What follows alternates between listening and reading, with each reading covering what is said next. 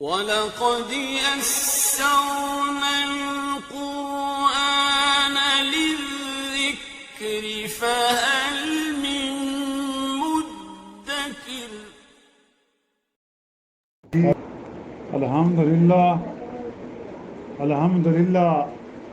وکفی وسلام علی عبادہ الذین اصطفی، اما بعد، اعوذ باللہ من الشیطان الرجیم، بسم اللہ الرحمن الرحیم۔ وَأَوْحَيْنَا إِلَىٰ مُوسَىٰ أَنْ أَسْرِ بِعِبَادِي إِنَّكُمْ مُتَّبَعُونَ، اور ہم نے موسیٰ کو بھیجا کہ میرے بندوں کو راتوں رات نکال لے جاؤ، تم لوگوں کا تعاقب کیا جاوے گا۔ فَأَرْسَلَ فِرْعَوْنُ فِي الْمَدَائِنِ حَاشِرِينَ، فرعون نے شہروں میں اپنے کارندے دوڑائے کہ یہ لوگ اِنَّ هَٰؤُلَاءِ لَشِرْذِمَةٌ قَلِيلُونَ، کہ یہ لوگ تھوڑی سی جماعت ہے اور انہوں نے ہم کو وَإِنَّهُمْ لَغَائِظُونَ، اور انہوں نے ہم کو بہت غصہ دلایا ہے۔ وَإِنَّا لَجَمِيعٌ حَاضِرُونَ، ہم سب ایک مسلح جماعت ہیں۔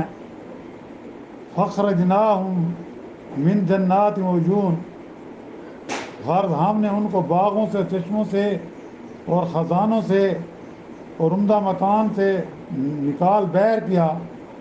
وَكَنُوزٍ وَمَقَامٍ كَرِيمٍ كَذَلِكَ وَأَوْرَثْنَاهَا بَنِي إِسرائیل، اور خزانوں سے اور عمدہ مکانات سے نکال بیر کیا ہم نے ان کے ساتھ تو یوں کیا، اور دوسری طرف ہم نے بنی اسرائیل کو نعمتیں عطا فرمائی۔ سبحان ربک رب العزت عما یصفون وسلام علی المرسلین والحمد للہ رب العالمین۔ اللہم صلی علی سیدنا محمد وعلی آلہ وصحابہ وسلم۔ پارہ 19واں، سورۃ الشعراء کی آیات مبارکہ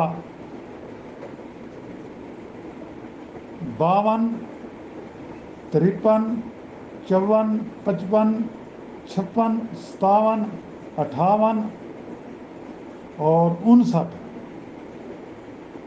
8 آیات مبارکہ کی تلاوت کی گئی ہے اور ان کا ساتھ ترجمہ بھی کیا گیا ہے۔ جیسا کہ گزشتہ آیات میں بیان ہوا تھا کہ فرعون اور اس کے درباریوں اور اس کی قوم کے عوام الناس نے حضرت موسیٰ علیہ السلام کے معجزات بھی دیکھے اور جادوگروں سے مقابلہ کرا کر ذلت اور رسوائی بھی اٹھائی، مگر پھر بھی حضرت موسیٰ علیہ السلام کو پیغمبر نہ مانا، بلکہ حد سے زیادہ عناد اور بغض بڑھ گیا۔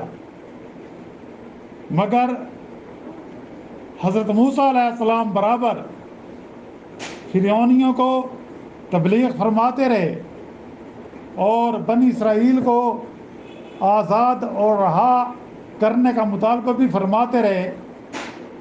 بالآخر درباریوں اور ارکان سلطنت نے فرعون سے احتجاج کیا کہ موسیٰ علیہ السلام کو قتل کیوں نہیں کرا دیتے؟ کیا اس کو اور اس کی قوم کو موقع دیا جا رہا ہے کہ وہ مصر میں فساد پھیلائیں اور تجھ کو ٹھکراتے رہیں؟ جیسا کہ سورۃ اعراف 9ویں پارے میں بیان ہوا، فرعون نے درباری سے کہا کہ میں مصر میں اسرائیلیوں کی طاقت بڑھنے نہیں دوں گا اور مقابلے کے قابل ہی نہ رکھوں گا۔ ابھی یہ حکم جاری کرتا ہوں کہ ان کے لڑکوں کو پیدا ہوتی قتل کرو اور صرف لڑکیوں کو خدمت گزاری کے لیے زندہ چھوڑ دو۔ گویا فرعون کا یہ دوسرا اعلان تھا۔ پہلا اعلان اس نے اس وقت کیا تھا جب اس کو نجومی نے کہا تھا، حضرت موسیٰ علیہ السلام کی پیدائش نہیں ہوئی تھی، اس وقت بھی اس نے یہی اعلان کیا تھا۔ آپ جب حضرت موسیٰ علیہ السلام کے مقابلے میں اس کو ذلت انگیز شکست ہوئی تو بغض اور حسد میں پھر یہ دوسرا اعلان پھر کیا کہ بنی اسرائیل کے لڑکوں کے قتل سے متعلق یہ جو حکم ہوا یہ دوسری بار ہوا. حضرت موسیٰ علیہ السلام کی ایک عرصہ تک رشد و ہدایت کا فرعون اور اس کے سرداروں پر کوئی بھی اثر نہیں ہوا. صرف چند لوگوں نے آپ کی دعوت کو قبول کیا. اس طرح فرعونیوں پر مختلف عذاب آئے, تقریباً 9 قسم کے عذاب آئے. یہ دیکھ کر فرعون اور اس کی قوم نے یہ ایک طریقہ اختیار کیا کہ جب عذاب الہی کسی ایک شکل میں ظاہر ہوتا تو فرعون اور قوم فرعون حضرت موسیٰ علیہ السلام سے وعدہ کرنے لگتی کہ اچھا ہم ایمان لے آئیں گے, تم اپنے خدا سے دعا کرو کہ یہ عذاب جاتا رہے. جب موسیٰ علیہ السلام کی دعا سے وہ عذاب ٹل جاتا تو پھر وہ سرکشی پر آ جاتے, پھر ان پر کوئی دوسرا عذاب آ جاتا تو پھر حضرت موسیٰ علیہ السلام سے التجا کرتے, حضرت موسیٰ علیہ السلام دعا کرتے, پھر وہ اپنی سرکشی پر آ جاتے. کبھی کات سالی ہو جاتی, کبھی ٹڈیوں کے دال آ جاتے, کبھی چڑیوں کے عذاب, چچڑیوں کے پیدا ہونے کا عذاب آتا, کبھی مینڈکوں کا, کبھی پانی کا خون ہو جانا. مگر فرعون اور قوم فرعون نے اس بار بار کی مہلت مل جانے کو بھی ایک مذاق بنا لیا. ان تمام واقعات کا ذکر سورۃ اعراف میں اور دوسری صورتوں میں مختلف موقعوں پر گزر چکا ہے. بالآخر جب موسیٰ علیہ السلام بنی اسرائیل کو ساتھ رہ کر راتوں رات مصر سے چپ چاپ روانہ ہوئے حکم خداوندی کے مطابق, تو یہاں اس صورت میں سلسلہ کلام کی مناسبت سے یہ بتانا مقصود ہے کہ جس فرعون نے واضح نشانیاں لینے کے باوجود, دیکھ لینے کے باوجود ہٹ درمی دکھائی تو اس کا انجام کیا ہوا, اور جس کی پشت پر اللہ کی طاقت تھی وہ کس طرح کامیابی سے ہمکنار ہوئے. اس لیے فرعون اور حضرت موسیٰ علیہ السلام کی کشمکش کے ابتدائی واقعات ذکر کرنے کے بعد اب مختصر قصہ آخری منظر کا بیان ہوا. چنانچہ ان آیات میں بتلایا گیا کہ حضرت موسیٰ علیہ السلام پر اللہ کی طرف سے وحی آئی کہ راتوں رات بنی اسرائیل کو لے کر مصر سے روانہ ہو جائیں. فرعون ماں فوج کے تمہارے پیچھے آئے گا مگر تمہارا کچھ نہیں بگاڑ سکے گا. حسب الحکم حضرت موسیٰ علیہ السلام نے خفیہ مشورہ کیا اور تمام بنی اسرائیل کے قبائل کے سرداروں کو حکم الہی سے آگاہ کیا. سب تیار ہو گئے, ایک رات اس کام کے لیے مقرر ہوئی. چنانچہ حضرت موسیٰ علیہ السلام بنی اسرائیل کو لے کر مصر سے راتوں رات روانہ ہوئے. ادھر جب رات گزرنے پر فرعونیوں کی آنکھ کھلی تو چوکیدار, غلام, نوکر چاکر کوئی نہیں تھا, تو بڑے تیش میں آ گئے کہ یہ کیا ہو گیا, کیونکہ اسرائیلیوں سے وہ غلامی کا کام لیتے تھے نا, وہ ان کے نوکر تھے, وہ تو نہیں تھے.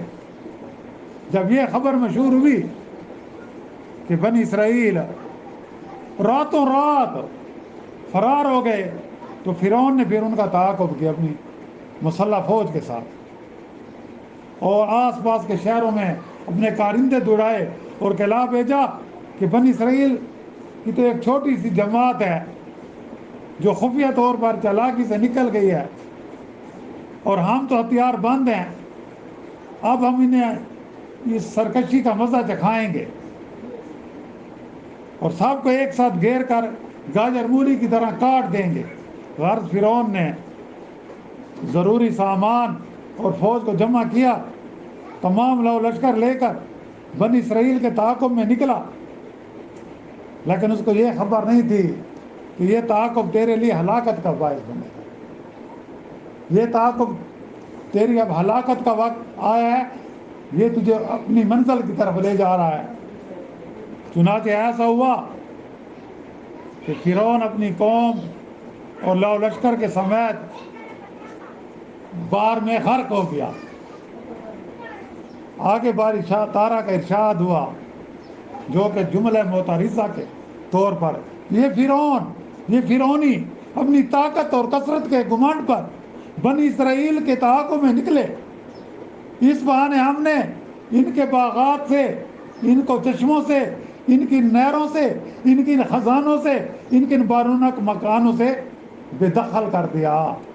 وہ اپنے محلات، باغات، تخت و تاج، جو مال چھوڑ کر بنی اسرائیل کے پکڑنے کے لیے ان کا تعاقب کیا۔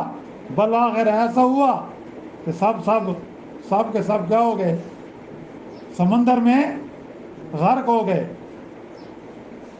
گویا اس تدبیر سے اللہ تعالیٰ نے فرعونیوں اور ان کے ساتھیوں کو اپنی سرزمین سے نکال کر بحر کیا، اور بنی اسرائیل کو جو آج تک پست اور نادار تھے، جو غلام تھے، ان کو ملک شام اور فلسطین میں اللہ تعالیٰ نے ویسے ہی عمدہ باغات، چشمے اور خزانے عطا کیے۔ تو یہاں آیت میں وہ رسنا بنی اسرائیل کہ ہم ان تمام چیزوں کا وارث بنی اسرائیل کو بنایا۔ اس کے مطلب بعض مفسرین نے یہ بھی بیان کیے ہیں کہ ایک مدت بعد جب حضرت سلیمان علیہ السلام کے عہد میں ملک مصر بنی اسرائیل کی سلطنت میں شامل ہوا، تو یہ سب چیزیں یعنی مصر کے باغات، چشمے، خزانے اور عمدہ مکانات یہ بھی بنی اسرائیل کے ہاتھ میں آ گئے، ان پر بھی بنی اسرائیل کی حکومت قائم ہو گئی۔ تو یہ تو بیچ میں جملہ معترضہ تھا۔ اب آگے فرعون کے تعاقب کرنے اور بنی اسرائیل کے پاس پہنچنے اور بنی اسرائیل کو فرعون کی گریب سے بچا لینے اور فرعون کو اور اس کے تمام لو لشکر کو سمندر میں غرق ہو کر ہلاک ہونے کے جو واقعات ہیں وہ اگلی آیات میں آئیں گی انشاءاللہ۔ جو ہمارا آئندہ درس ہوگا اس میں ان کا ذکر ہوگا۔ اللہ تعالیٰ ہمیں نافرمان قوموں سے عبرت حاصل کرنے والا دل و دماغ عطا فرمائیں، اور ہم کو اپنے رسول پاک صلی اللہ علیہ وسلم کی نافرمانی سے مکمل طور پر بچاویں۔ اس دنیاوی زندگی میں کفار و مشرکین کو جو عیش و آرام ملے ہوئے ہیں وہ ان کے لیے وبال جان ثابت ہوں، اور ہمیں جو اللہ پاک نے زندگی کا سامان دیا ہے وہ ہمارے لیے اللہ اور اس کے رسول صلی اللہ علیہ وسلم کی مرضیات حاصل کرنے کا ذریعہ بنے۔ اے اللہ، جیسے آپ کی خفیہ تدبیر نے فرعونیوں کو ہلاک کیا، اے اللہ اپنی اس قدرت اور تدبیر سے آج بھی جو مخالفین اسلام ہیں اور اعدائے دین ہیں ان کو بھی تہ بالا کر دے، اور آج یہ جو وبا ہوئی ہے وائرس کی صورت میں، یا اللہ تو ان کو اس طرح اپنی غیبی مدد سے اس وبا کا بھی ملیہ میٹ کر دے، اور یا اللہ پھر حرمین کے وہ رونقیں بحال کر دے۔ یا اللہ تو تمام عالم اسلام کی تو حفاظت فرما، اور اس کرونا کی وبا سے، اس وائرس کی وبا سے یا اللہ ہم سب کو محفوظ فرما، اور ہم سب کو ایمان کامل اور صحت کاملہ سے زندہ رکھ۔ اگر موت دے تو ہم سب کا خاتمہ ایمان پر فرما۔ وآخر دعوانا ان الحمدللہ رب العالمین۔ ربنا آتنا فی الدنیا حسنۃ وفی الآخرۃ حسنۃ وقنا عذاب النار۔ ربنا تقبل منا انک انت السمیع العلیم وتب علینا انک انت التواب الرحیم۔ صلی اللہ تعالی علی خیر خلق محمد وآلہ وصحبہ اجمعین برحمتک یا ارحم الراحمین۔